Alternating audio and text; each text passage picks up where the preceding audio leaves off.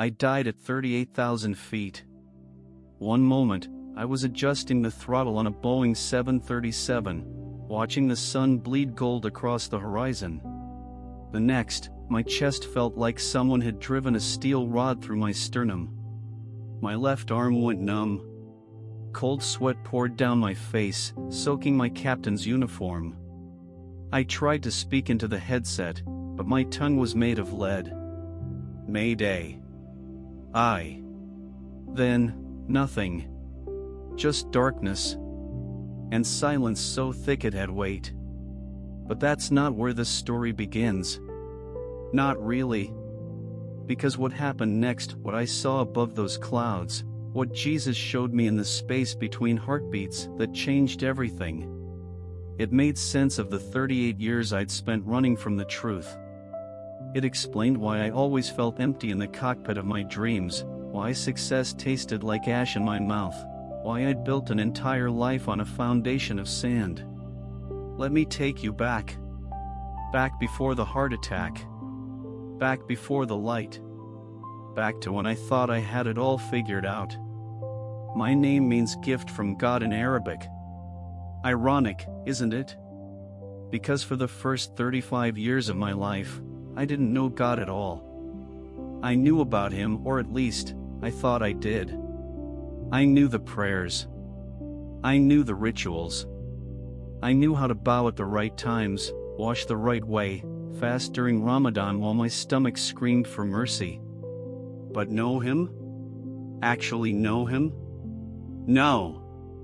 I was as spiritually empty as the champagne bottles my co-pilots and I would sneak into hotel rooms after flights. I grew up in Dubai, gleaming, golden Dubai, where my father owned 3 luxury car dealerships and our villa had more marble than a Roman palace. We had Pakistani housemates who called me beta and lowered their eyes when I walked past. We had drivers in white gloves. We had everything money could buy and nothing money couldn't. My bedroom window overlooked the Persian Gulf. Every morning, I'd wake to the call to prayer echoing from the mosque down the street, that haunting, beautiful sound that made my mother weep with devotion and made me feel nothing. Just obligation. Just fear. The metallic taste of duty I couldn't quite swallow. Why don't you feel it? I'd ask myself, watching my father prostrate on his prayer rug, his forehead pressing into the carpet with such force it left a dark mark on his skin. Why don't I feel whatever he feels? I died at 38,000 feet. One moment, I was adjusting the throttle on a Boeing 737, watching the sun bleed gold across the horizon. The next, my chest felt like someone had driven a steel rod through my sternum. My left arm went numb. Cold sweat poured down my face, soaking my captain's uniform. I tried to speak into the headset, but my tongue was made of lead. Mayday. Then, nothing. Just darkness. And silence so thick it had weight. But that's not where this story begins. Not really. Because what happened next, what I saw above those clouds, what Jesus showed me in the space between heartbeats, that changed everything. It made sense of the 38 years I'd spent running from the truth. It explained why I always felt empty in the cockpit of my dreams, why success tasted like ash in my mouth, why I'd built an entire life on a foundation of sand. Let me take you back. Back before the heart attack. Back before the light. Back to when I thought I had it all figured out. My name means gift from God in Arabic. Ironic, isn't it? Because for the first 35 years of my life, I didn't know God at all. I knew about Him, or at least, I thought I did. I knew the prayers. I knew the rituals. I knew how to bow at the right times, wash the right way, fast during Ramadan while my stomach screamed for mercy. But know Him? Actually know Him? No.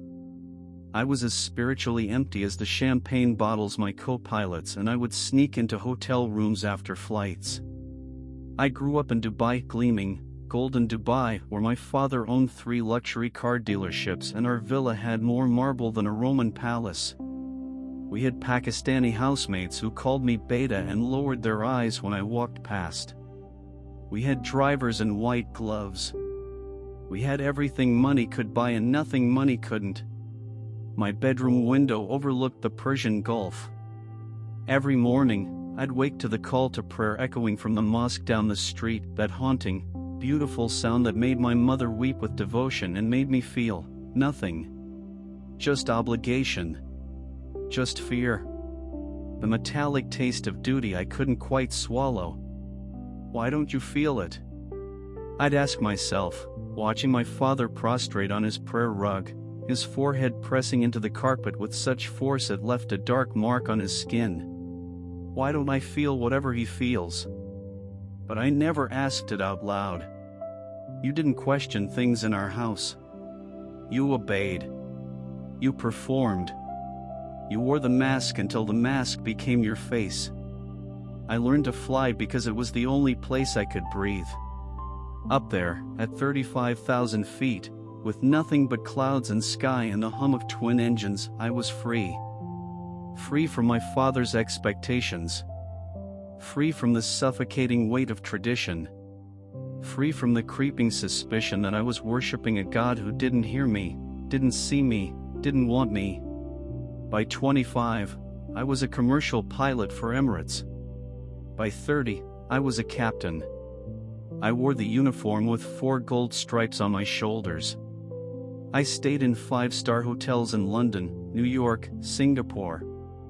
I dated flight attendants with perfect smiles and empty eyes, women as lost as I was, looking for meaning in miniature vodka bottles and hotel room windows that didn't open. I had respect. I had money. I had my father's approval for the first time in my life. And I had never felt more dead inside. If you're watching this right now, maybe you know what I'm talking about.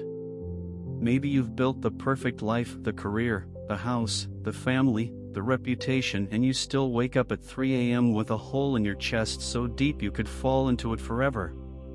Maybe you've prayed the prayers, done the rituals, followed all the rules, and still felt like you're screaming into a void that doesn't echo back. I know that feeling. I lived in that void for decades.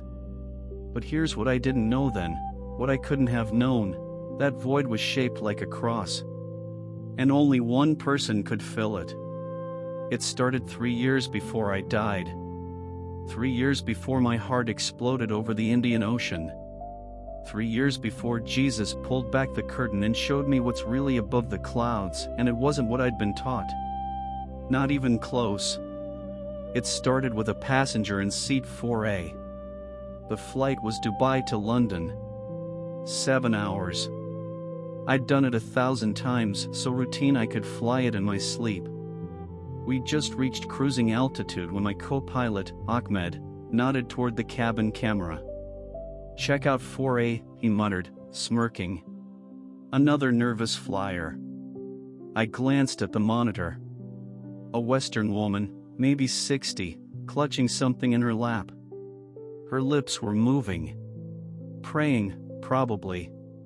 They always prayed during takeoff. But something made me look closer. The object in her lap, it wasn't a Quran. The cover was wrong. Black leather. Gold edges. A Bible. My stomach tightened. I'd seen Bibles before, of course, in hotel nightstand drawers, in the hands of Christian crew members who kept them hidden like contraband. But I'd never actually looked at one. Never touched one. It was haram. Forbidden. Corrupted scripture, my imam said. Twisted by men. Worthless. So why couldn't I stop staring at that screen? Why did that woman's face, calm, peaceful, certain, make something twist in my chest? Ahmed laughed. Christians. Always so dramatic. Oh Jesus, save me from this plane. He made the sign of the cross mockingly. I forced a laugh. But I couldn't look away from her face. She wasn't afraid. She was talking to someone. Like someone was actually there, listening, answering. And for the first time in my life, I felt something sharper than emptiness. I felt envy. I couldn't shake that woman's face. For 3 weeks after that flight, I saw her everywhere. In my dreams. In the reflection of my cockpit windscreen. In the steam rising from my coffee at 6 a.m. briefings. That peace. That certainty. That look of someone who wasn't just reciting prayers, she was having a conversation. I started noticing Christians everywhere. The Filipino nurse who worked at the clinic near my apartment building, wearing a tiny cross necklace tucked under her collar. The British flight attendant who'd bow her head before meals in the crew lounge, whispering something I could never quite hear. Even the Indian cleaner at the mosque, I'd seen him once, late at night, reading something that definitely wasn't the Quran, hiding it quickly when I walked past. They all had it. That thing I didn't have. But I pushed it down. Deep down. Because asking questions in my world wasn't curiosity, it was treason. My father was the reason why. Baba. That's what I called him, though the word always felt like swallowing glass. He was 63 years old, built like a bull, with a thick black beard. He dyed with henna and eyes that could strip the paint off walls. When he walked into a room, the air changed. Got heavier. Colder. People spoke quieter. Even my mother, strong, fierce Ummi, became small around him. He prayed 5 times a day without fail. He gave to charity. He went to Hajj 3 times. Everyone called him a pillar of the community, a righteous man, a model Muslim. But I knew the truth.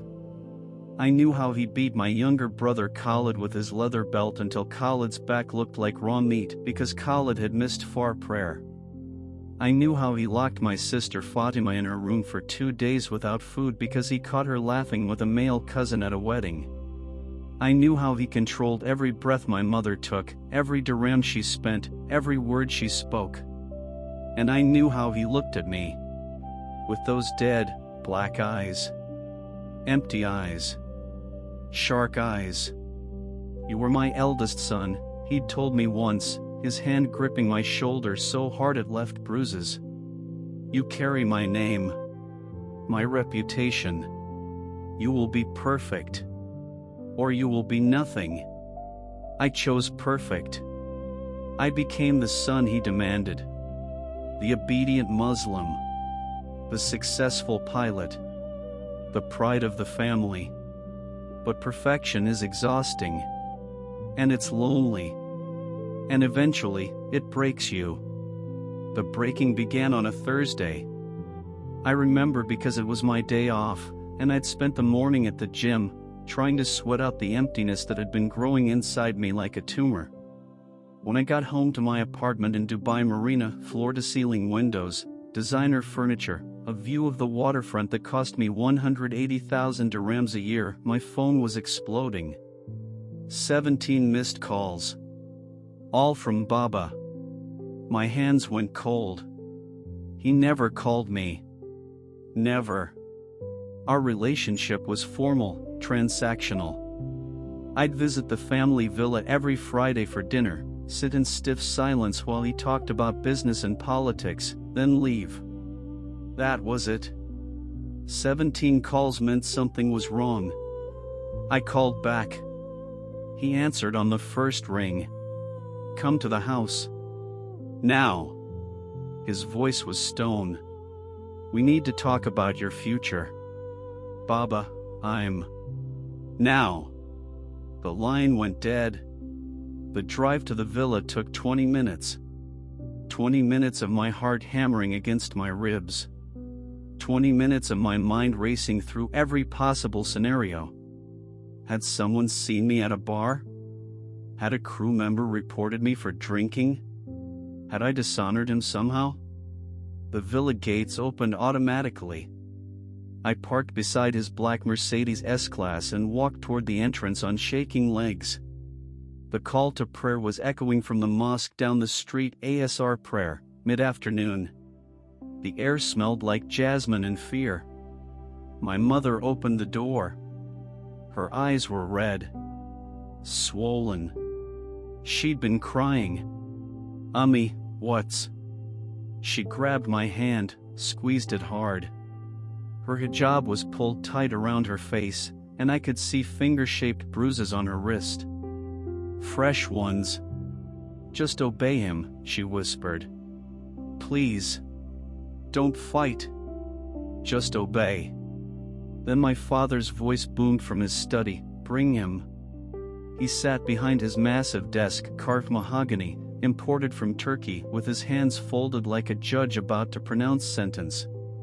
Behind him hung a massive calligraphy piece, "Allah is the greatest," in gold Arabic script.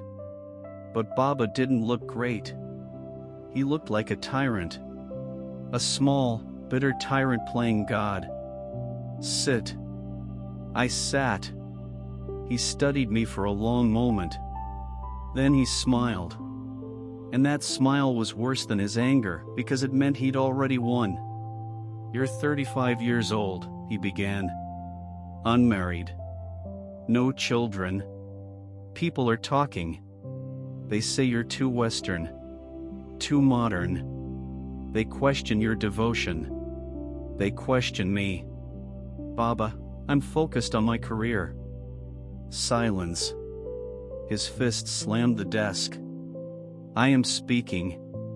I bit my tongue. Tasted copper. "I have arranged a marriage for you," he continued. "Her name is Aisha. She is 19. Her father is a prominent imam in Abu Dhabi. She is pious, obedient, pure. The wedding will be in 3 months." The room tilted. 3 months? "Baba, I don't even know." "You don't need to know her. You need to marry her.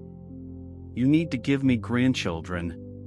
You need to stop disgracing this family with your bachelor lifestyle." He leaned forward. "Or have you been doing something worse?"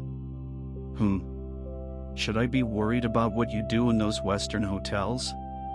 His eyes drilled into me. Searching. Accusing. "I've done nothing wrong," I said. But my voice sounded hollow. "Then you'll do this. 3 months. The contracts are already drawn up." He pushed a folder across the desk. "Sign." I stared at the folder. At the Arabic script swimming before my eyes. At my future, my prison written in legal terms in Sharia law. And if I refuse? The temperature in the room dropped 10 degrees. My father stood slowly. All 6 feet, 2 inches of him. He walked around the desk, and I fought every instinct to run, to cower, to disappear. He bent down until his face was inches from mine. I could smell the cardamom on his breath. Could see the red veins in the whites of his eyes. "If you refuse," he whispered, "you are no longer my son. You will have no family. No name. No inheritance. I will tell everyone you have abandoned Islam." Do you understand what that means in our community? I understood perfectly. It meant exile. It meant becoming invisible. It meant losing everything. But worse than that, it meant danger. People who left Islam didn't just lose their families. Sometimes, they lost their lives. "You will sign," he said. "Or you will be nothing." I signed. My hand shook so badly I could barely hold the pen, but I signed. Because I was a coward. Because I didn't know what else to do. Because the cage I'd lived in my whole life had just gotten smaller, and I couldn't see a way out. My mother cried harder when I left. She knew what that signature meant. She'd signed a similar document 38 years ago, and it had destroyed her. I drove back to my apartment in a fog. Parked in the garage. Took the elevator up to the 32nd floor. Walked into my beautiful, empty apartment with its million-dirham view. And I fell apart. I screamed into a pillow until my throat was raw. I punched the wall until my knuckles split and bled. I really prayed for the first time in years. Allah, if you're there, if you're real, if you care about me at all, help me. Show me a way out. Show me something. But the ceiling didn't open. The angels didn't descend. God or Allah, or whoever was supposed to be listening, didn't answer. The silence was deafening. And in that silence, I heard a whisper. Not audible. Not external. But clear as thunder in my soul. You're praying to the wrong God. I froze. Where did that thought come from? That was blasphemy. That was... The woman in seat 4A flashed in my mind. Her face. Her peace. Her Bible. And for the first time in my life, I wondered, what if everything I've been taught is a lie? The wedding preparations became my countdown to execution. 90 days. Then 60. Then 30. Every Friday, I'd sit in my father's villa while strange women paraded through wedding planners with fabric swatches, caterers discussing lamb versus chicken, my future mother-in-law talking about grandchildren like I was a breeding stallion she'd purchased at auction. And Aisha. 19-year-old Aisha with her eyes always downcast, her voice barely a whisper, her hands trembling whenever anyone addressed her. She was terrified. Not of marriage, she'd been trained for this her whole life. She was terrified of existing, of taking up space, of being human. I looked at her and saw my future, two prisoners shackled together, pretending it was love. But what could I do? Where could I go? I was trapped in a golden cage with the door welded shut. So I prayed. God help me, I prayed. I became obsessed with prayer. Desperate for it. I'd wake up at 4 a.m. for far, washing my face and hands and feet in the dark, the cold water shocking my skin awake. I'd prostrate on my prayer rug, forehead pressed so hard against the floor it left marks, and I'd beg. Allah, please. Please hear me. I don't want this marriage. I don't want this life. Show me a sign. Show me a way out. Show me anything. Nothing. I'd pray during my lunch breaks, finding empty conference rooms at the airport, facing Mecca, reciting the words I'd memorized as a child. Words that used to sound holy but now just sounded like noise. Allahu Akbar. Allahu Akbar. God is greatest. God is greatest. But if he was so great, why did I feel so small? So unheard? So utterly, devastatingly alone? I'd pray Asr. I'd pray Maghrib as the sun set, painting the sky the color of blood. I'd pray Isha before bed, my knees aching, my back screaming, my soul howling into a void that never howled back. 89 prostrations a day. 89 times I touched my forehead to the ground in submission. 89 times I whispered my desperation to a God who seemed to be looking the other way. Have you ever prayed to someone who isn't there? It's like shouting down a well that has no bottom. Your voice just disappears into darkness, and you're left wondering if there's even a well at all or if you've just been screaming at dirt. I started reading the Quran obsessively. Not the way I'd been taught, bits and pieces, cherry-picked verses in Arabic I didn't fully understand, recited for blessing and memorization. No. I read it cover to cover in English translation, searching for answers. Searching for comfort. Searching for the God everyone kept telling me was most merciful, most compassionate. But all I found was fear. Fear of hell. Fear of punishment. fear of putting a foot wrong. The Quran spoke of Allah's mercy, yes, but always with a footnote. Always with a condition. Always with a threat hovering in the margins: obey or burn. I read about women. How they were worth half a man's testimony. How husbands could strike them. How they needed permission, needed guardians, needed to be covered and controlled and contained. I thought of my mother. Of my sister Fatima. Of Aisha with her trembling hands. I read about apostates. About those who left Islam. The death sentence that hung over their heads like an executioner's blade. Not just in extremist interpretations in the mainstream texts, the respected scholars, the historical precedent stretching back 14 centuries. Whoever changes his religion, kill him. I stared at those words until they burned into my retinas. This was mercy. This was compassion. I went to the mosque. Not just for Friday prayers, I went every day. I sat in the back, watching men prostrate in perfect rows, their foreheads touching the carpet in synchronized submission.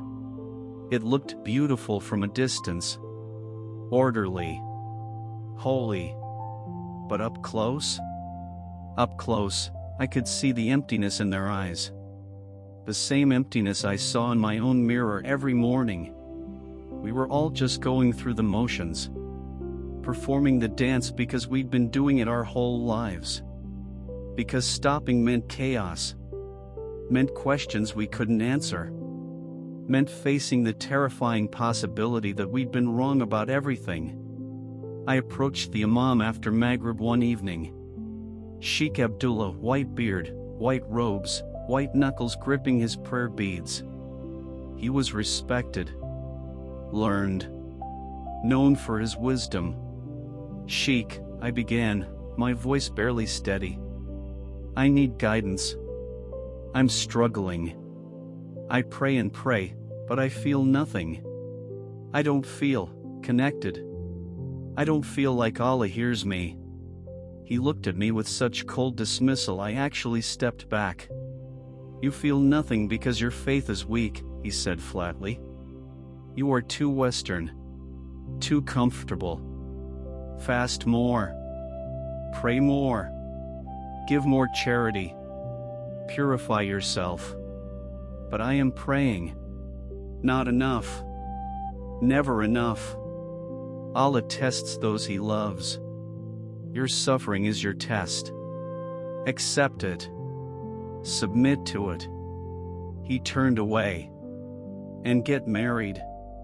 A wife will settle you. Give you purpose. I wanted to scream.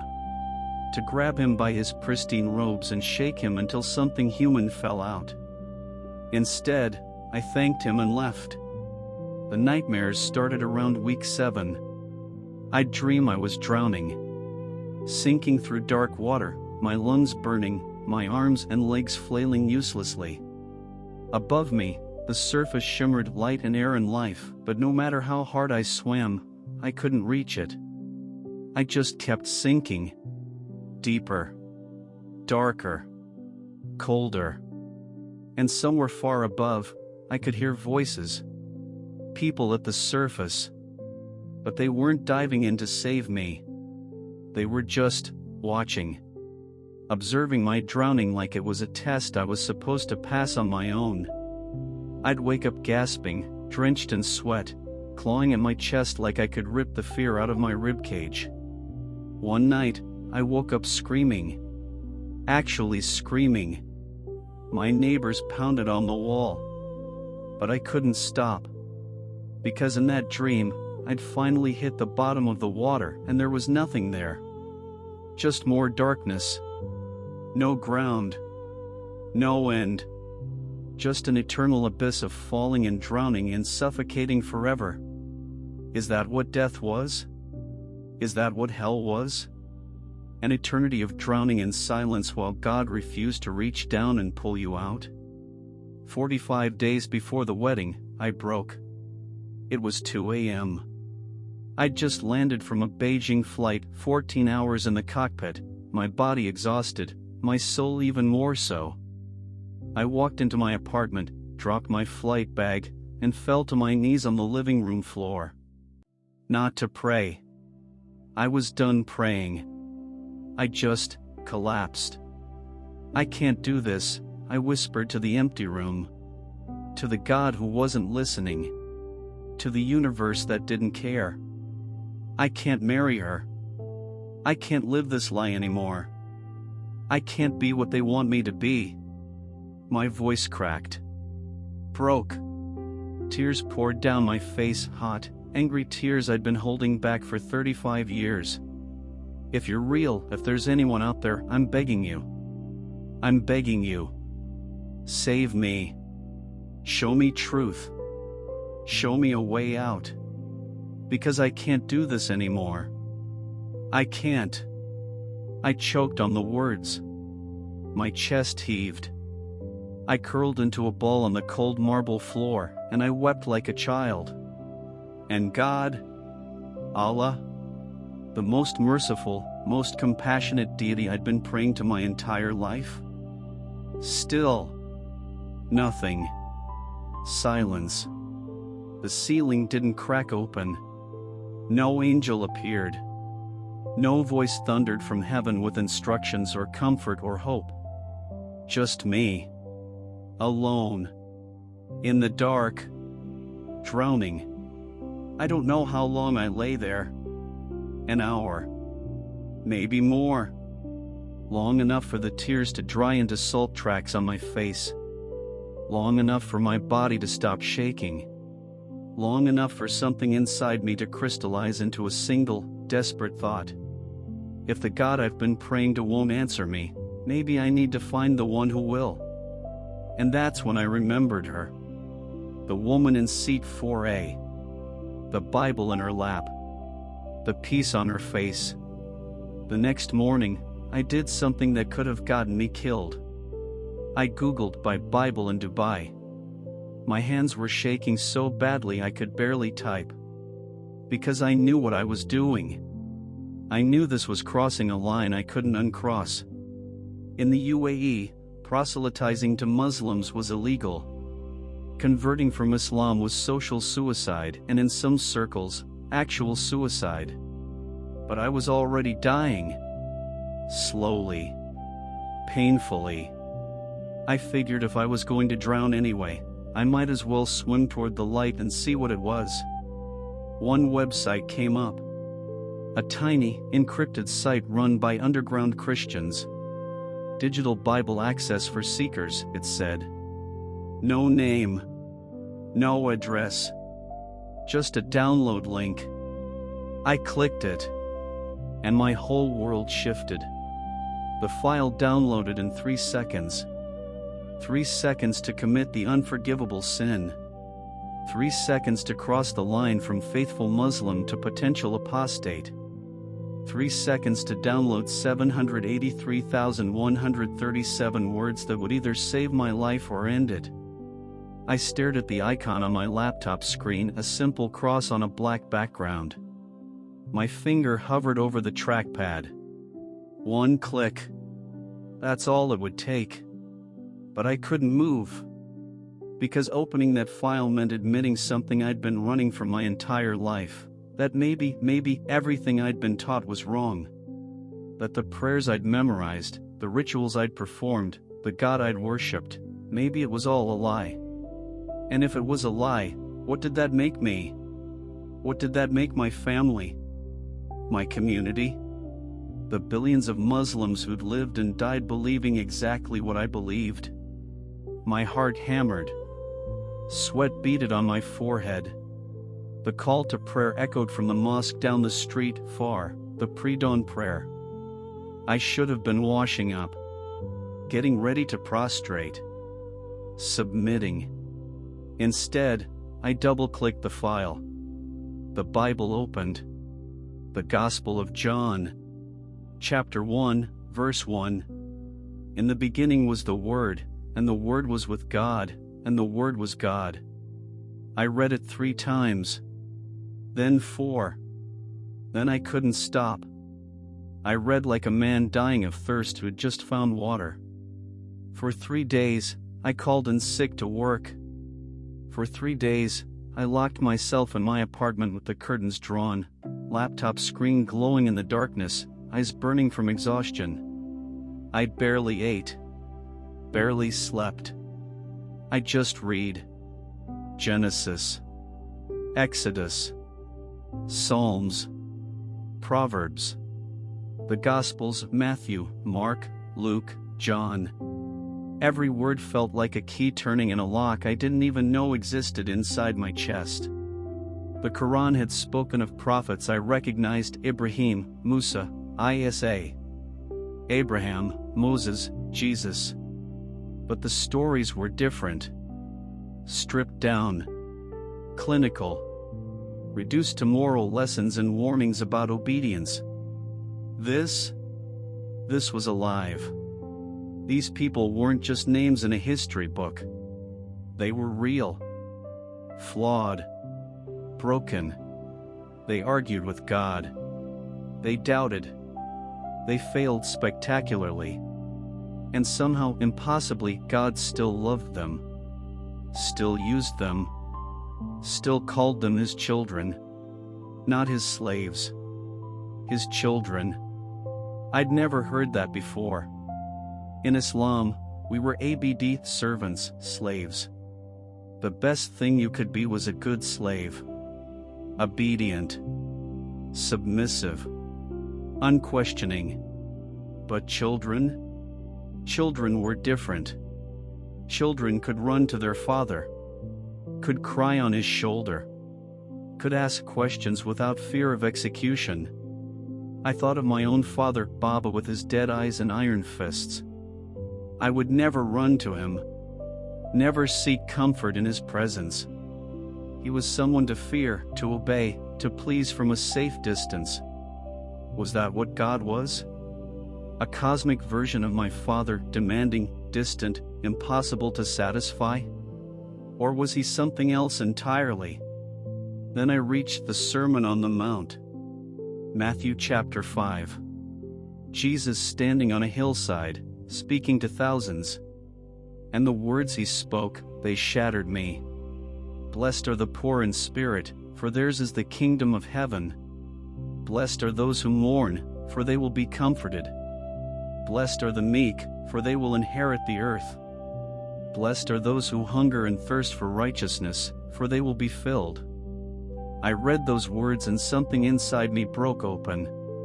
Blessed are the poor in spirit. That was me. I was spiritually bankrupt. Empty. I had nothing to offer God except my desperation and my doubt. And Jesus said, that was enough?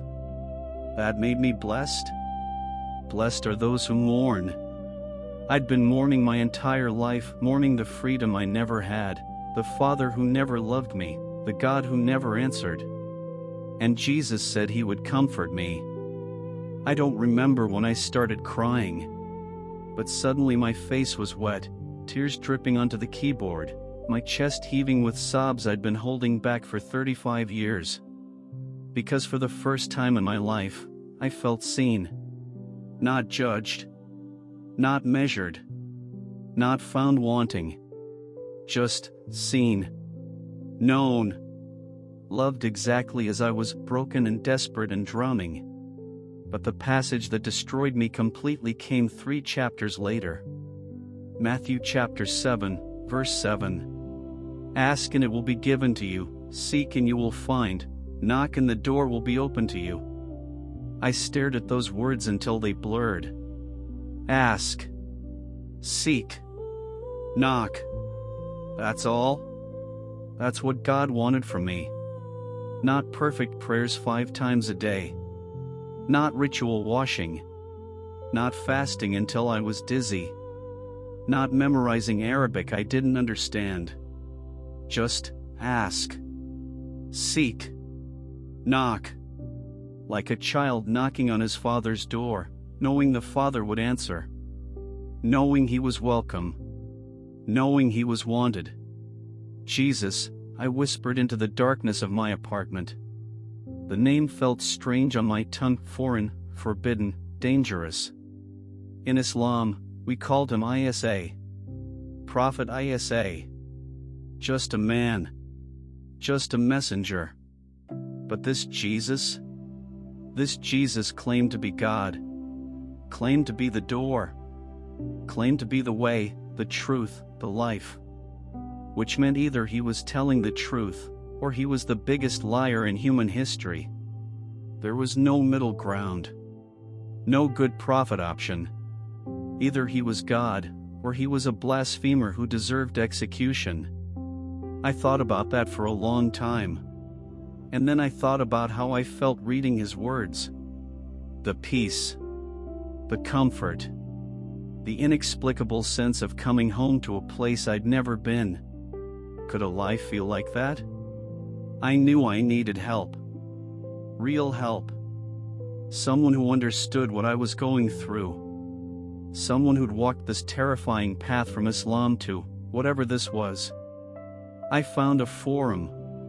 Another encrypted site. Ex-Muslims who'd converted to Christianity, sharing their stories in secret, using fake names and VPNs because their lives depended on anonymity. I created an account. Username, Lost Pilot. And I typed, I think I'm starting to believe in Jesus. But I'm terrified. What do I do? 16 responses came within an hour. One stood out. From a user named Sarah Free.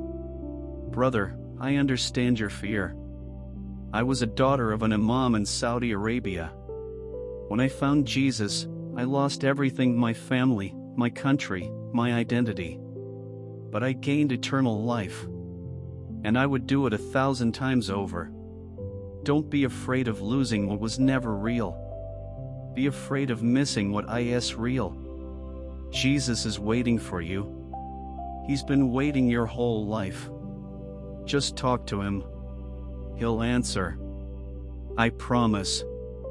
I read that message 17 times. Then I closed my laptop.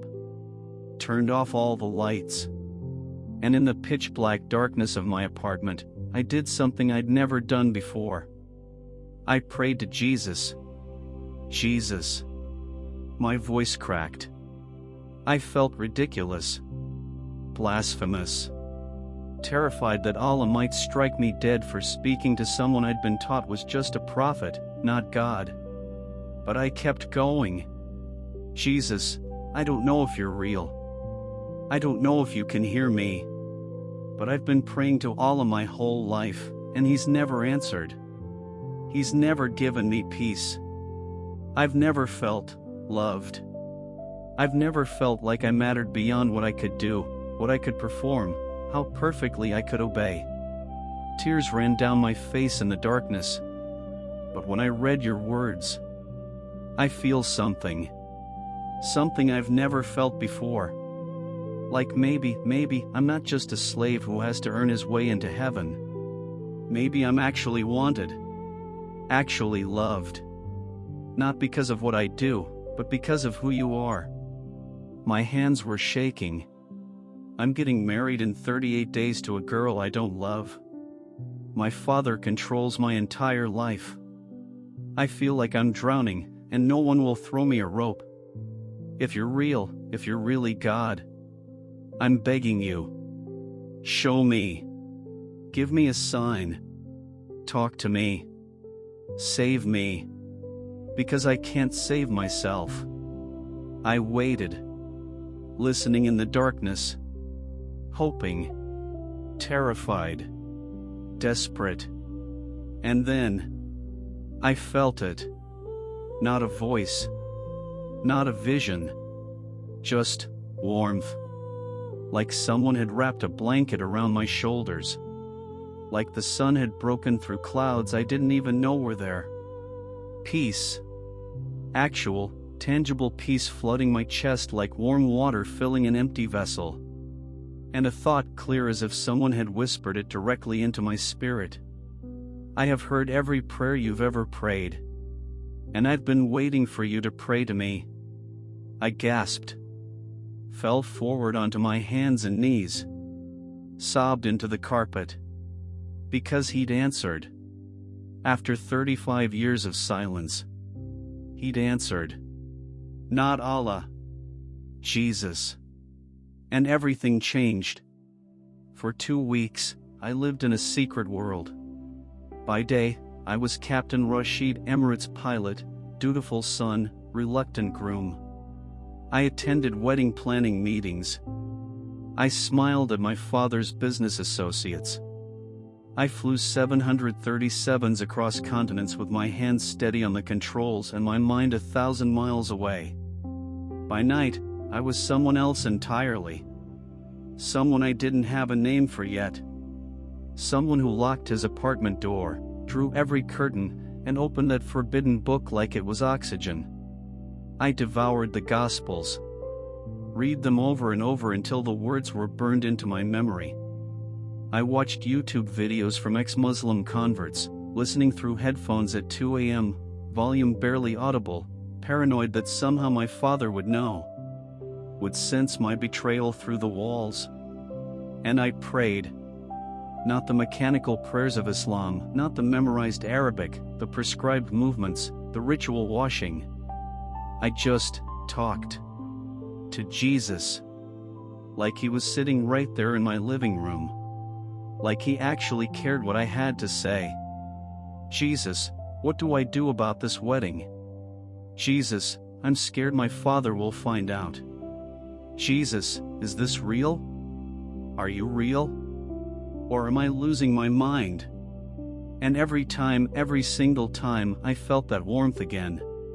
That peace. That presence I couldn't explain and couldn't deny. But I wanted more. I needed more. I needed to see him. To know beyond any doubt that I wasn't just experiencing some psychological trick, some desperate delusion of a man trying to escape his reality. I needed proof.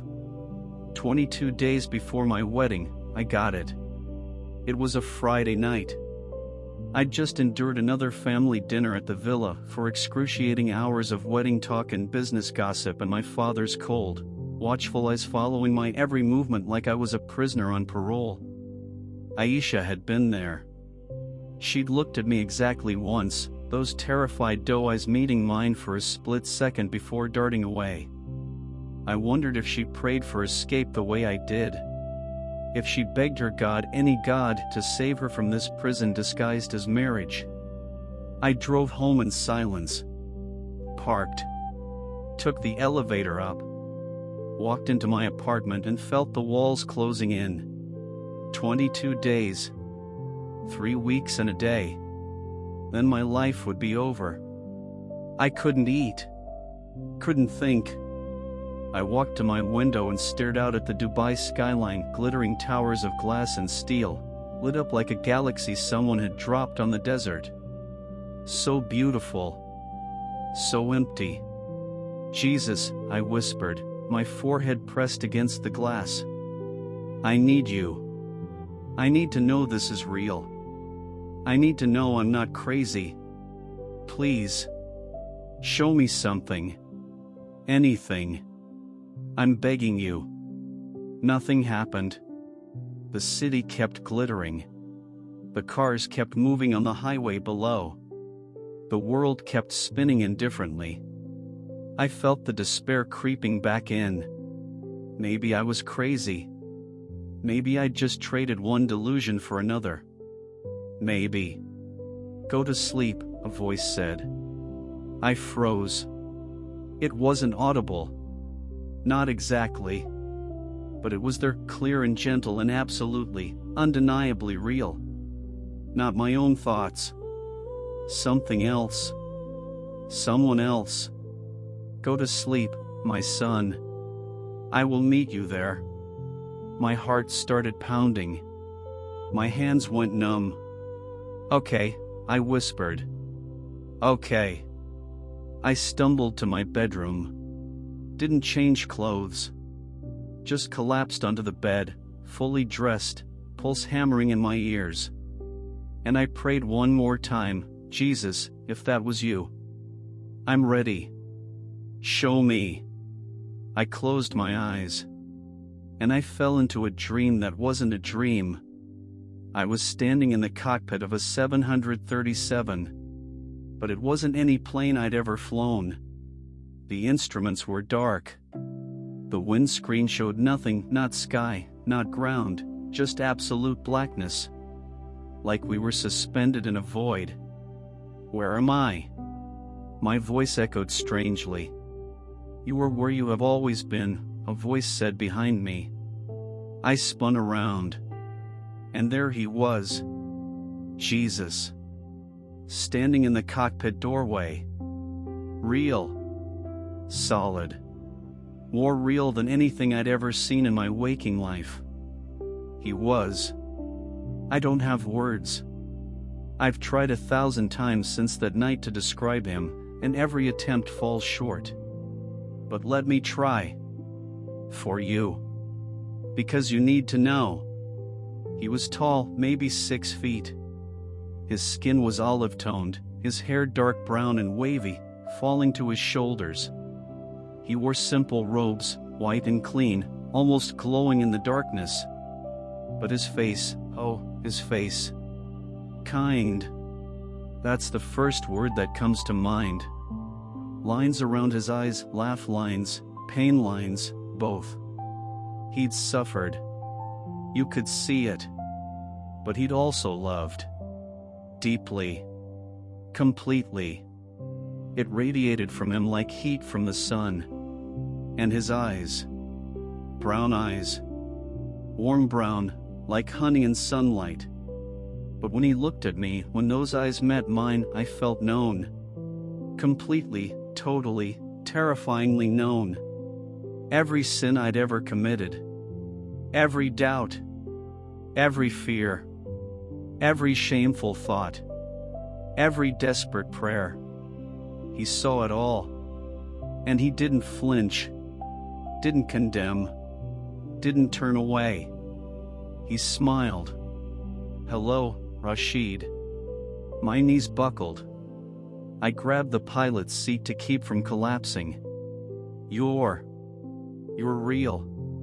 I am real. His voice was like thunder and whisper combined, gentle but powerful, shaking something deep in my chest. I have always been real. And I have always loved you. But I've been Muslim my whole life. I've prayed to Allah. I've never even said your name until 2 weeks ago. How can you? Do you think I am limited by what name you called me? He took a step closer. The cockpit seemed to grow brighter with his presence. I heard every prayer you ever prayed, Rashid. Even when you were praying to a God who could not answer, I heard you. I wept when you wept. I carried you when you could not walk. And I waited so patiently, my child, for you to turn and see me. Tears poured down my face. I couldn't stop them. Why? The word came out broken. Why do you care about me? I'm nobody. I'm a coward. I'm about to marry someone I don't love because I'm too afraid to say no to my father. I'm weak. You are mine. His voice was firm. Final. Unshakable. You were mine before the foundation of the world. I knit you together in your mother's womb. I numbered every hair on your head. I saw every tear you cried into your pillow. And I loved you then. I love you now. I will love you forever. He reached out his hand. And I saw the scar. Through his palm. Ragged. Old but somehow fresh. The nail wound.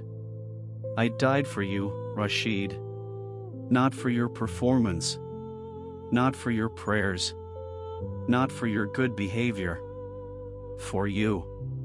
Because you were worth dying for. I couldn't breathe. Couldn't speak. The weight of those words crushed me and lifted me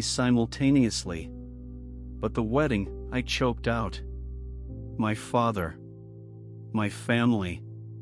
I'm trapped. I don't know how to. Do you trust me? The question hung in the air between us. I want to. I'm trying to. Then trust me with this. He stepped closer still.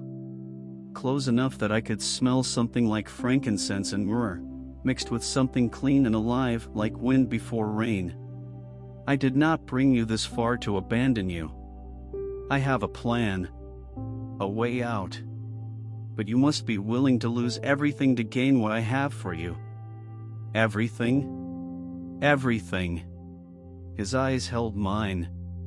Your family. Your reputation. Your wealth. Your safety. Perhaps even your life. The road ahead is narrow and dangerous. But it leads to freedom. To purpose. To eternal life with me. My mind raced. Everything. He was asking for everything. But what did I really have? A father who saw me as property. A career that felt hollow. A future marriage that was really a prison sentence. Wealth that couldn't buy peace. Safety that was really just comfortable captivity. I had nothing worth keeping. And he was offering me himself. What do? I whispered. Jesus smiled again. And this time, he reached out and placed his scarred hand on my shoulder. The touch was electric warmth flooding through my entire body, lighting up every nerve. In 3 days, you will have a choice to make. A moment where you can either step toward me in faith, or step back into fear. When that moment comes, remember this: I am with you. I will never leave you.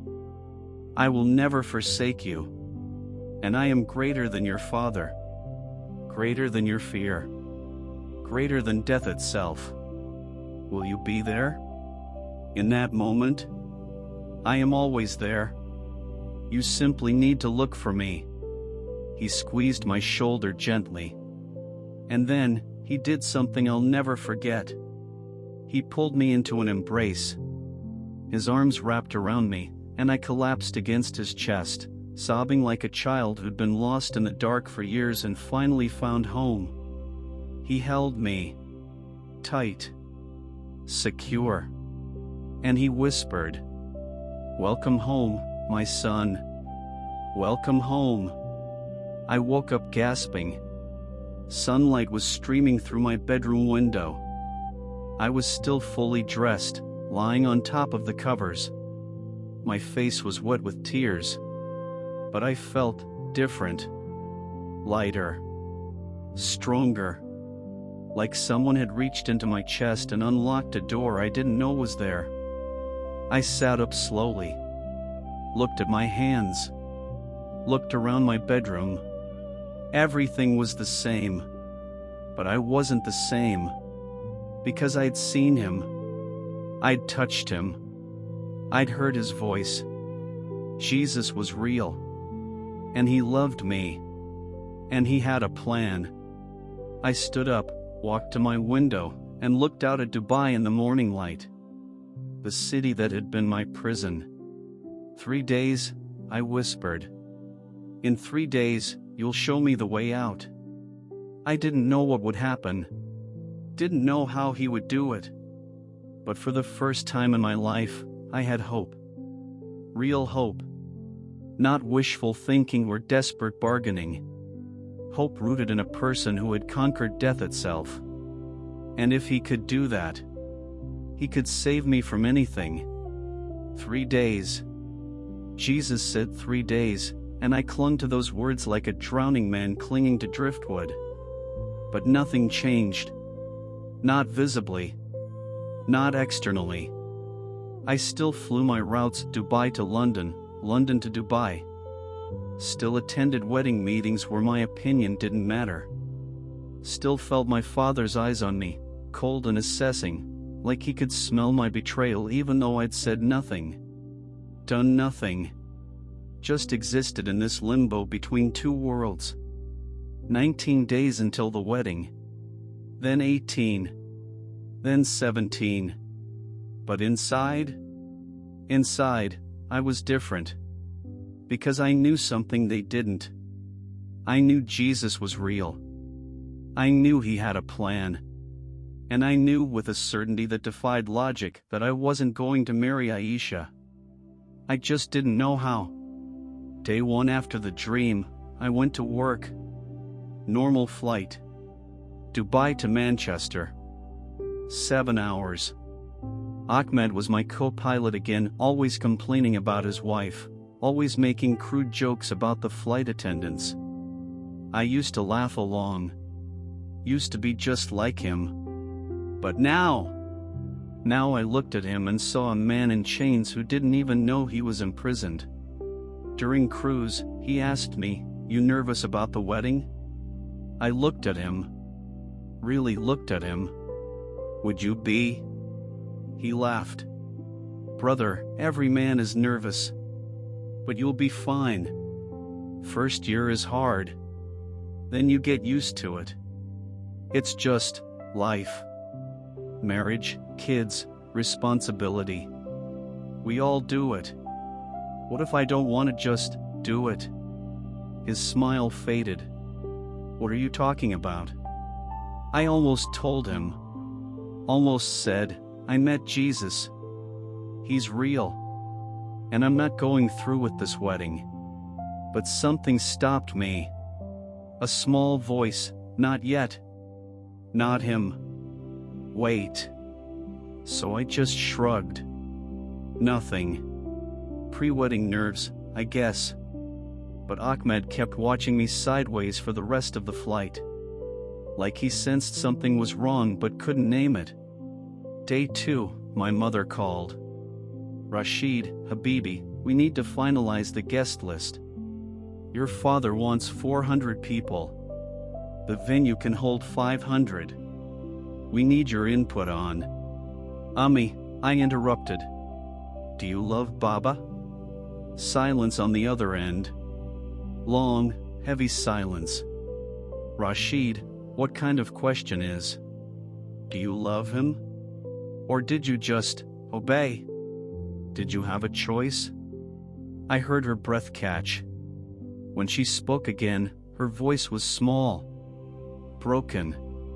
"We don't always get choices, my son. We do what we must. We survive."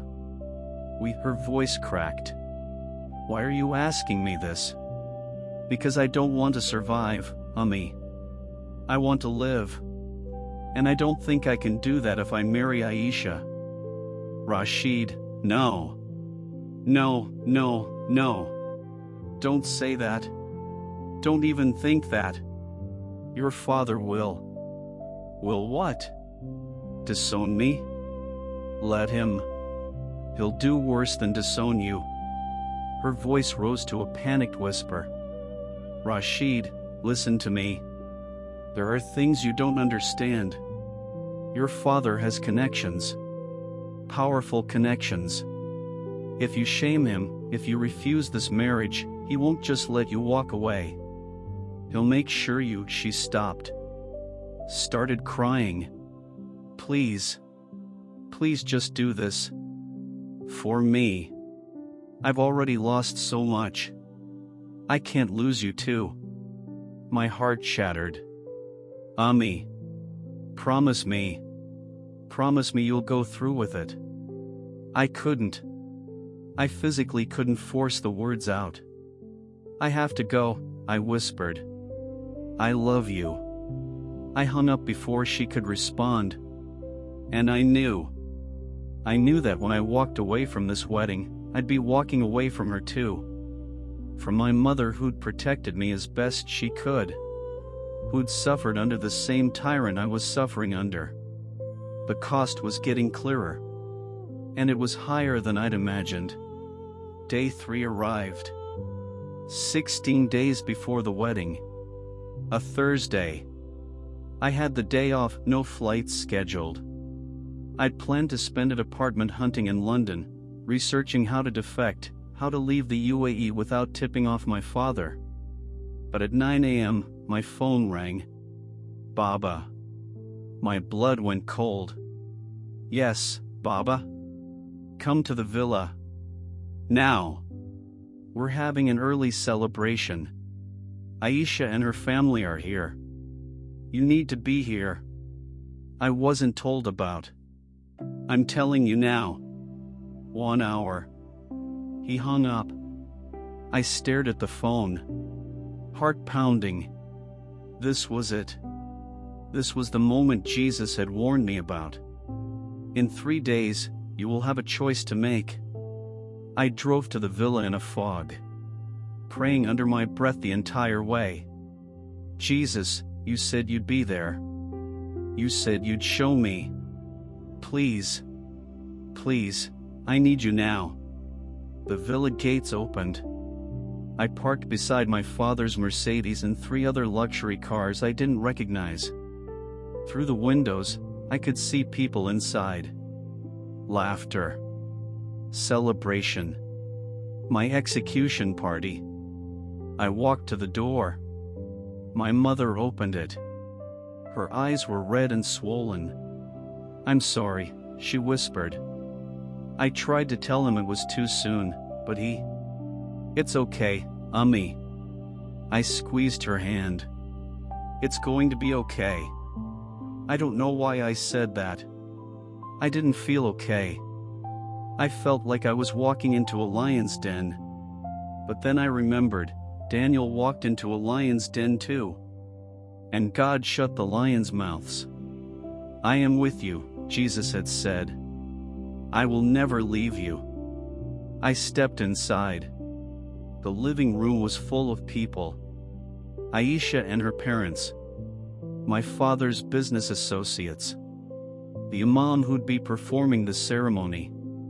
My siblings, Khalid and Fatima, sitting stiffly on the couch, their faces carefully neutral. And my father, standing in the center like a king in his court, holding a glass of non-alcoholic champagne. Ah, Rashid. Finally. He smiled, but it didn't reach his eyes. Come. We're celebrating.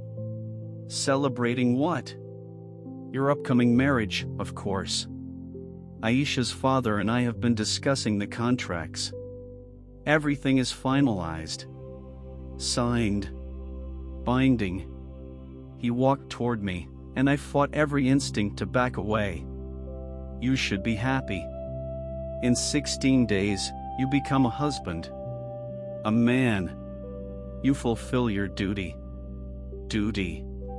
Always duty. Never love. Never choice. Never me. Baba, I need to speak with you. Privately. His smile vanished. We are celebrating. It can wait. It can't. The room went silent. Every eye turned to me. My mother's hand flew to her mouth. My father's jaw clenched. Excuse us, he said to the guests. Then to me, my study. Now. I followed him down the marble hallway to his study. Same mahogany desk. Same gold calligraphy on the wall. Same suffocating sense of being in the presence of a judge who'd already decided your verdict. He closed the door. Turned to face me.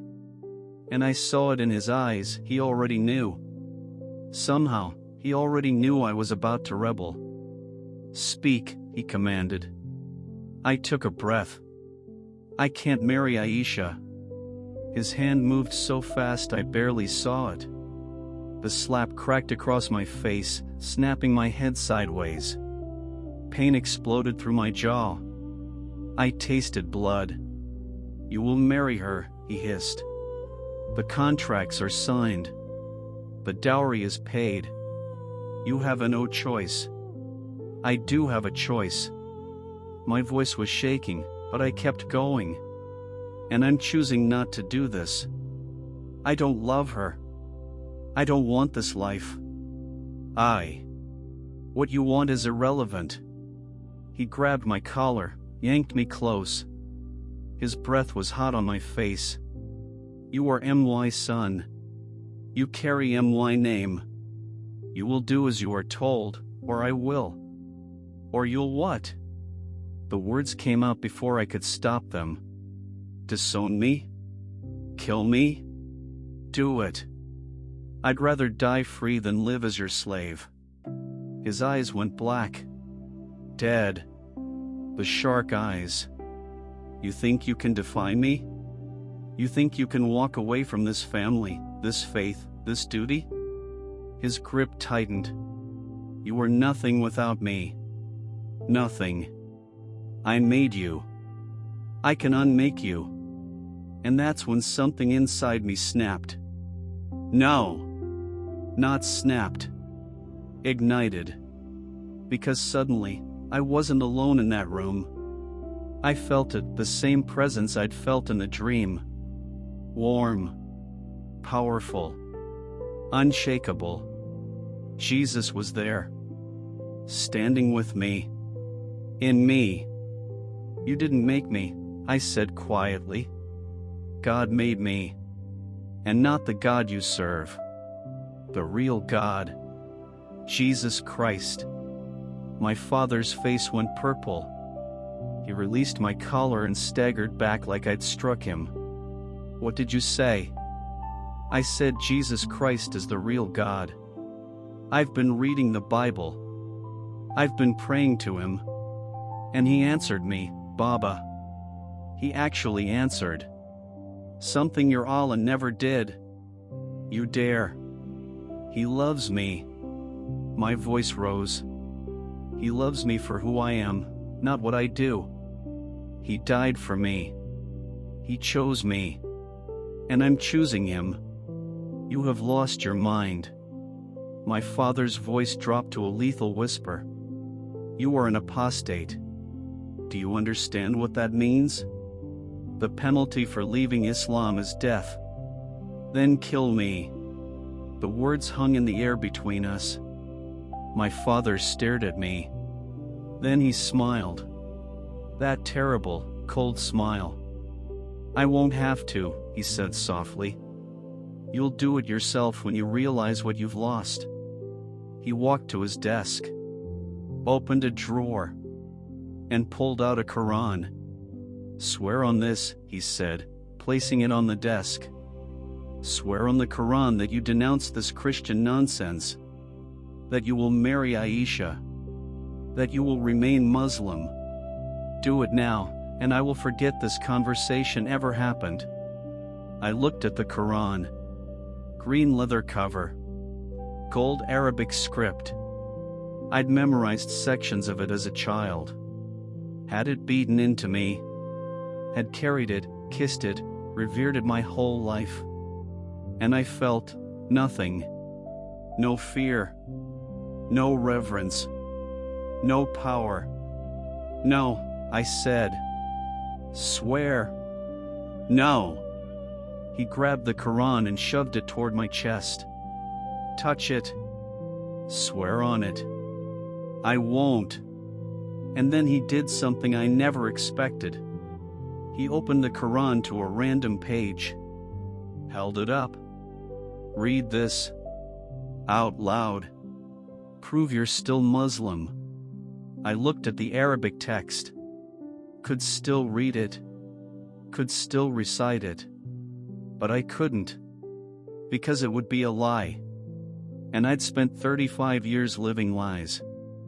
"I can't," I whispered. My father's hands started shaking. You've truly left Islam. You've truly become kafir." The word was poison on his tongue. "Then you are dead to me. Dead to this family. Dead to Allah. But alive to Jesus." He screamed. Actually screamed. Grabbed the Quran and hurled it at me. I ducked, and it hit the wall behind me, pages fluttering. And then, the air changed. The temperature dropped 10 degrees. The lights flickered. And both of us froze. Because we both felt it. Something else in the room. Someone else. My father's eyes went wide. What is? I felt warmth on my shoulder. Exactly where Jesus had touched me in the dream. He's here, I whispered. Jesus is here. No! My father backed against his desk. No, this is jinn. This is demons. You've opened yourself to. This is the Son of God. And then I saw him. Not fully. Not like in the dream. But like a shimmer. A presence. Standing between me and my father. Protecting me. My father saw it too. I know he did. Because his face went white as chalk. Leave, I said. Not my voice. Stronger. Bolder. Leave this house. You are no longer welcome here. This is my house. My father's voice was hysterical. And I am a child of the king. And he's telling you to move. For 5 endless seconds, we stood there. My father trembling. Me steady. The presence of Jesus filling the room like light. And then my father stepped aside. Actually stepped aside. Pressed himself against the wall. Staring at something I could only half see. I walked past him. Out of the study. Down the hallway. The guests were still in the living room. They all turned to stare as I emerged. My mother's face was streaked with tears. Aisha looked terrified. The imam stood, outraged. I'm not getting married, I announced to the room. Not to Aisha. Not to anyone my father chooses. I'm leaving. And I'm following Jesus Christ. Chaos erupted. Shouting. My mother collapsed. The imam started chanting prayers. Aisha's father lunged toward me. But I kept walking. To the door. Through the door. Into the blazing Dubai sunlight. Behind me, my father's voice, you are dead to me. Dead. Do you hear me? I turned back. Looked at him standing in the doorway of his villa. His kingdom. His prison. I was already dead, I said. But now I'm alive. And I walked away. I made it 3 blocks before the shaking started. My hands. My legs. My entire body convulsing like I'd been electrocuted. I pulled over to the side of the road, put the car in park, and gripped the steering wheel so hard my knuckles turned white. What had I just done? I'd just committed social suicide. Career suicide. Possibly actual suicide. Because apostasy in Islam wasn't just frowned upon, it was a death sentence. And my father wasn't just any Muslim. He was connected. Powerful. A man who could make problems disappear with a phone call.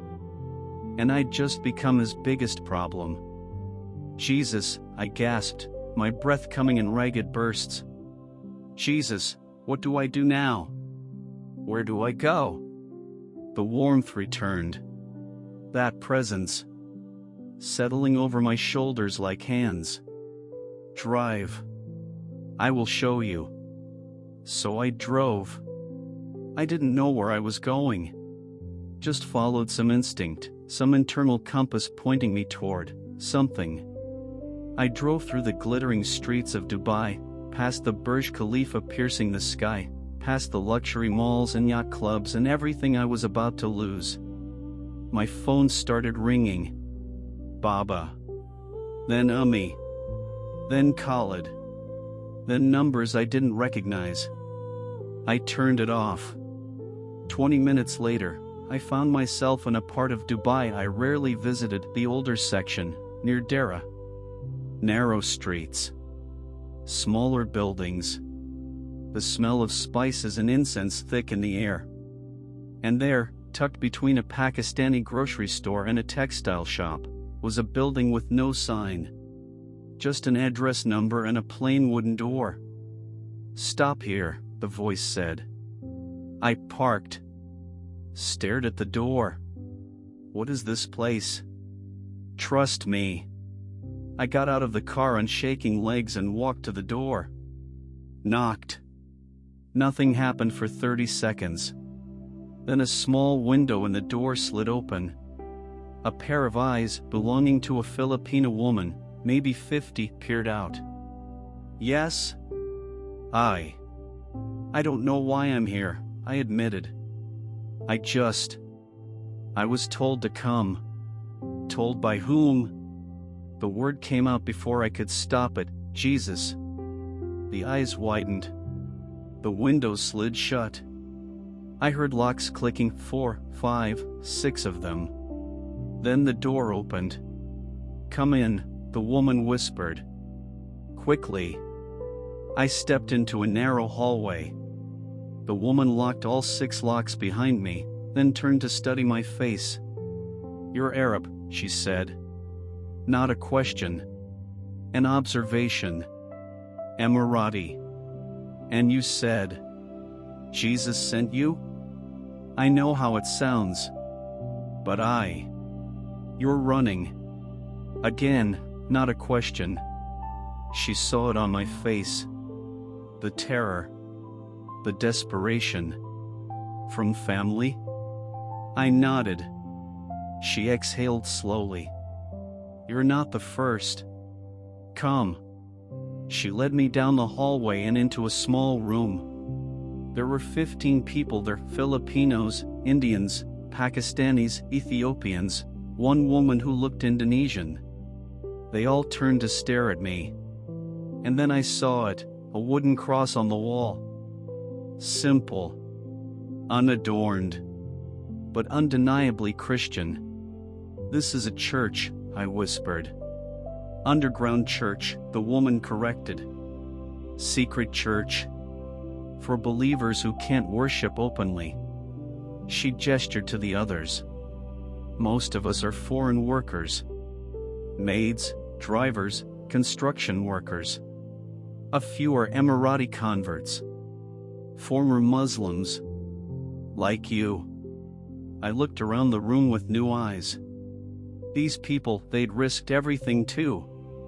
Some of them were probably illegal Christians, subject to deportation if discovered. Others were apostates like me, living under threat of honor killing.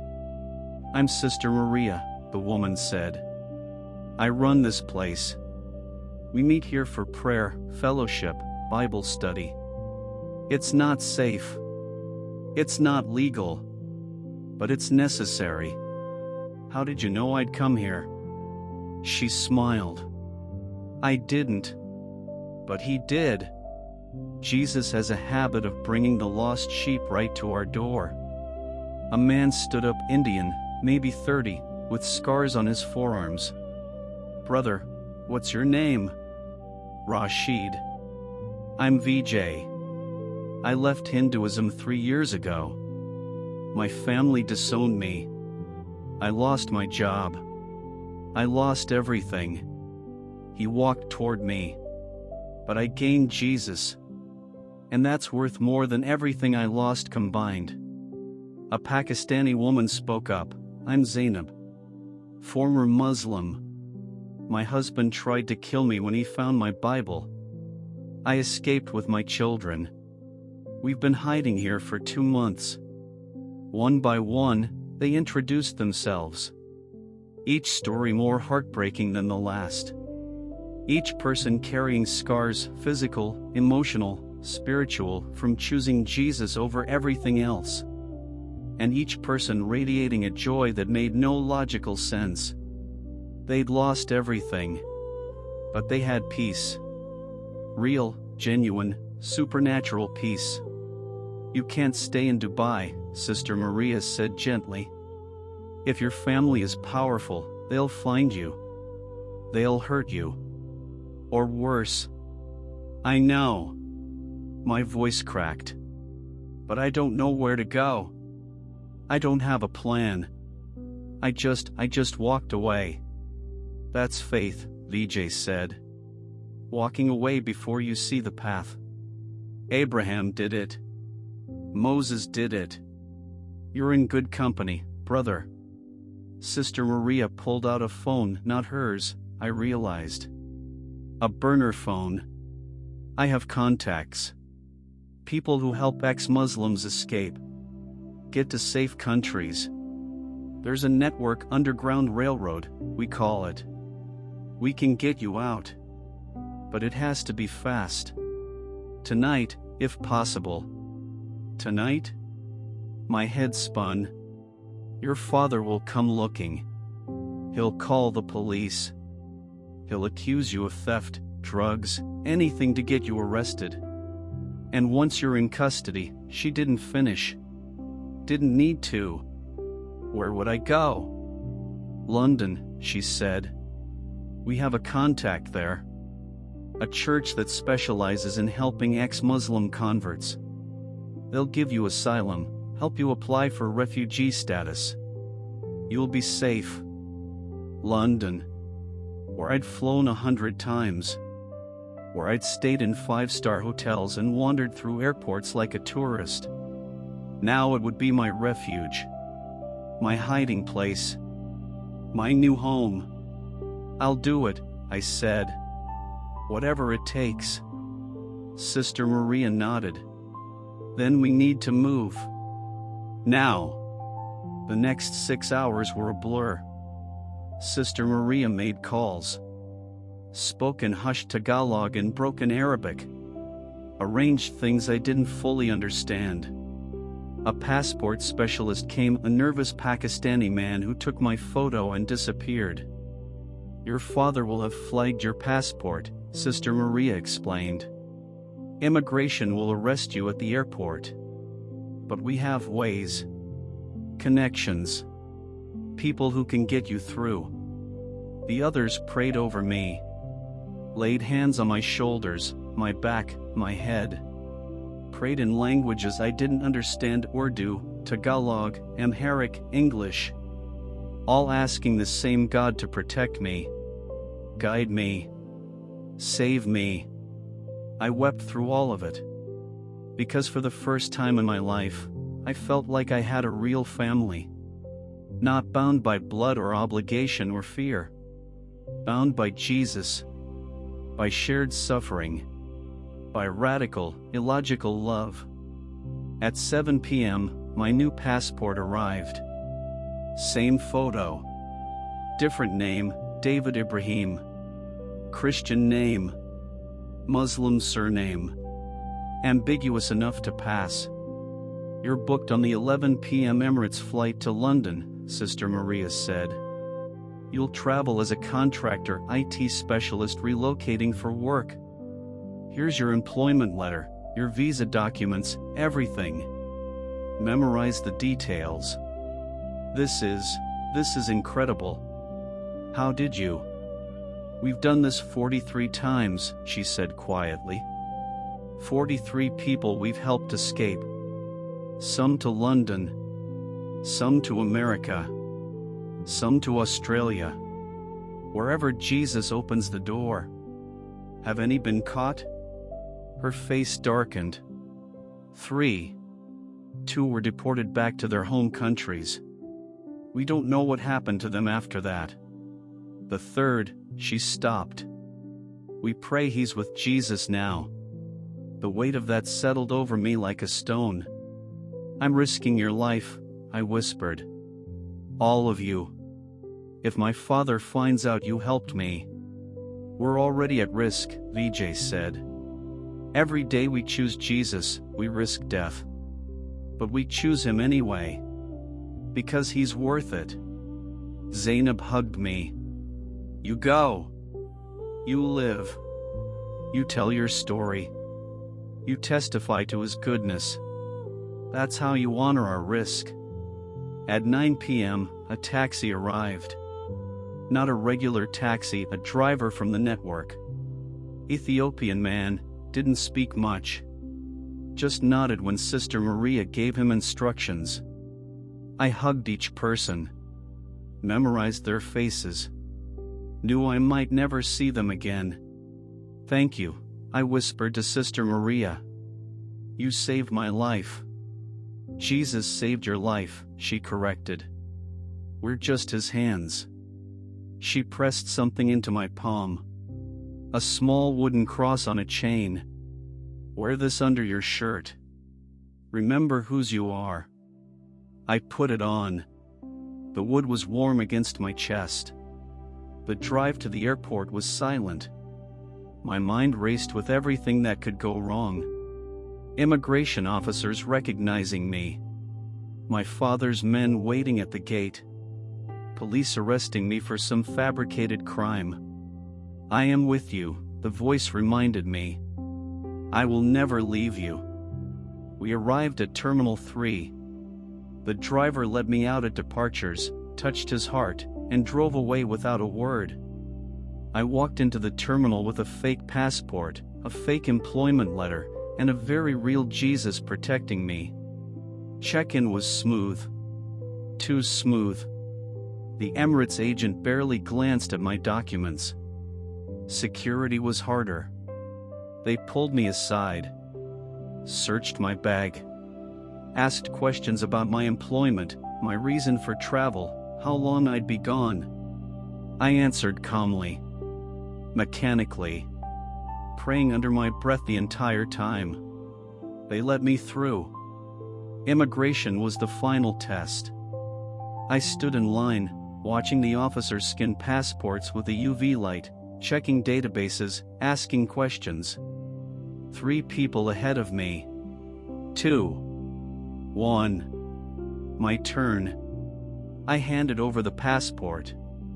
David Ibrahim, IT specialist. The officer scanned it, looked at his screen, looked at me, looked back at his screen. My heart stopped. He was seeing something. A flag. An alert. My real name linked to this fake one. "Sir," he said slowly, "can you step to the side, please?" "No. No, no, no, no." "Is there a problem?" I forced my voice steady. "Just a routine check." "Step aside." "Jesus," I prayed desperately. "Jesus, you said you'd be with me. You said." Another officer walked over. They conferred in hushed Arabic. Looked at the screen. Looked at me. And then, the second officer shrugged. Typed something. Handed my passport back to the first officer. "Sorry for the delay," the first officer said. He stamped my passport. "Have a safe flight, Mr. Ibrahim." I took the passport with shaking hands. Walked through the gate. I'd made it. I'd actually made it. I found my gate. Sat in a corner, head down, hoodie pulled up. Watched every security officer. Every face. Waiting for someone to recognize me. Arrest me. Drag me back. But no one came. At 10:45 p.m., boarding began. I was in economy middle seat, back row. As far from first class as possible. As anonymous as possible. I boarded. Found my seat. Buckled in. And as the plane pushed back from the gate, as the engines roared to life, as we taxied toward the runway, I looked out the window at Dubai. The city of gold. The city of my birth. The city of my prison. I was leaving it all behind. My family. My career. My name. My past. Everything. The plane lifted off. And as Dubai shrank beneath me, disappearing into a carpet of lights, I felt tears streaming down my face. Not tears of regret. Tears of freedom. "Thank you," I whispered. "Jesus, thank you." And somewhere in my spirit, I felt him smile. Welcome to your new life, my son. The adventure is just beginning. The plane touched down at London Heathrow at 5:47 a.m. Gray sky. Cold rain. The smell of wet concrete and jet fuel. I walked through the arrival gate with trembling legs and a passport that said I was David Ibrahim, IT contractor, temporary visa, scheduled to return to Dubai in 60 days. But I wasn't going back. Ever. I was seeking asylum. Defecting. Burning every bridge I'd ever known and trusting that the God who'd brought me this far wouldn't abandon me now. UK border control was easier than I expected. They barely glanced at my documents. Stamped me through. Welcome to the United Kingdom. I collected my single suitcase, everything I owned that mattered now fit in one bag, and walked into the arrivals hall. Sister Maria had given me a name, Pastor Michael Thompson. Kensington Community Church. He'd be waiting. I scanned the crowd. Drivers holding signs. Families reuniting. Businessmen rushing past with coffees and rolling luggage. And then I saw him. Older white man, maybe 60. Gray beard. Kind eyes. Holding a handwritten sign, David I. I walked toward him. He smiled, the kind of smile that crinkles the corners of your eyes. Real warmth. Rashid, he said quietly. I nodded, not trusting my voice. Welcome home, brother. He pulled me into a hug. Right there in the arrivals hall of Heathrow Airport. And I, a 35-year-old man who'd just lost everything, collapsed against the stranger's shoulder and sobbed. He held me. Didn't rush me. Didn't tell me to pull myself together. Just held me like a father should. You're safe now, he whispered. You're safe. Jesus has you. We have you. You're home. Pastor Michael drove me to a flat in East London. Small. Modest. Nothing like my Dubai Marina apartment with floor-to-ceiling windows and designer furniture. It was a one-bedroom in a converted Victorian house. Shared bathroom. Creaky floors. Radiator that clanked in the night. It was the most beautiful place I'd ever seen. This is yours, Pastor Michael said. For as long as you need it. The church owns the building. We use it for refugees, asylum seekers, people in crisis. You're not the first ex-Muslim we've housed. Won't be the last. I can't pay you. Not yet. My father froze my accounts. Everything I had. We're not asking you to pay. This is what the church does.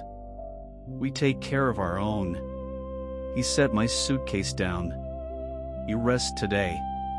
Tomorrow, we'll start the asylum process. Get you legal help. But today you just breathe. Just be. Just thank Jesus you're alive. He left me alone. I stood in that tiny flat, bare walls, donated furniture, a window overlooking a gray London street, and I felt richer than I'd ever felt in Dubai. Because I was free. For the first time in 35 years, I was free. The first month was the hardest. Not physically. Pastor Michael and the church provided everything: food, clothes, legal assistance, counseling. They connected me with a solicitor who specialized in religious persecution cases. We filed for asylum. Started the long, complicated process of proving I'd be killed if I returned to the UAE. It wasn't hard to prove.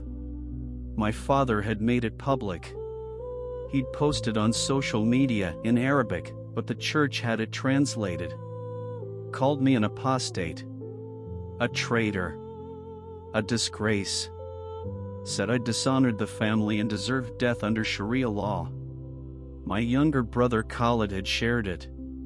Added his own condemnation. My mother was silent. I didn't know if she was grieving or forbidden to speak. Either way, the silence hurt worse than the condemnations. No, the physical part was manageable.